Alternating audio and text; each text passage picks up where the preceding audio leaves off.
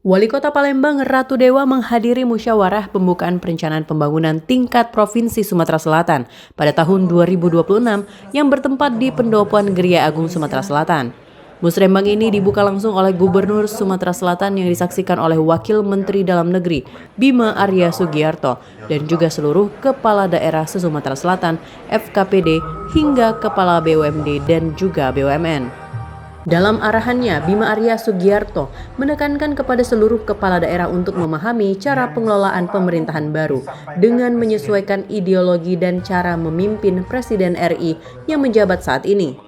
Kehandalan, keterampilan, serta kecerdasan sangatlah penting agar dapat dipahami.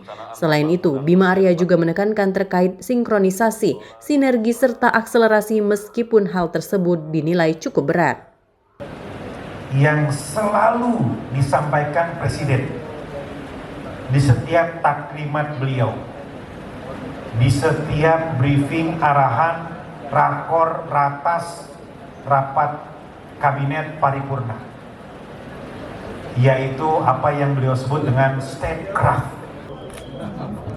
Kalau di Sumatera Selatan Pak Wamen, itu udah hitung Pak. Jadi kalau 4 kali WFH dalam 1 bulan itu ada 18% penghematan dari biaya operasional kendaraan BBM dan lain sebagainya. Dan ini tentu akan kami berikan reportnya kepada Kementerian Dalam Negeri apa saja capaian. Namun tentu kita akan menghitung juga Pak, produknya stuck atau produknya menjadi bertambah akibat WFH ini itu karena baru jalan 1 kali. Maka 1 bulan saja kita sudah bisa mengevaluasi itu dan kita akan laporkan kepada Kementerian Dalam Negeri. Wali Kota Palembang siap bersinergi dengan pemerintah pusat dan menjalankan seluruh program unggulan dari Bapak Presiden Republik Indonesia.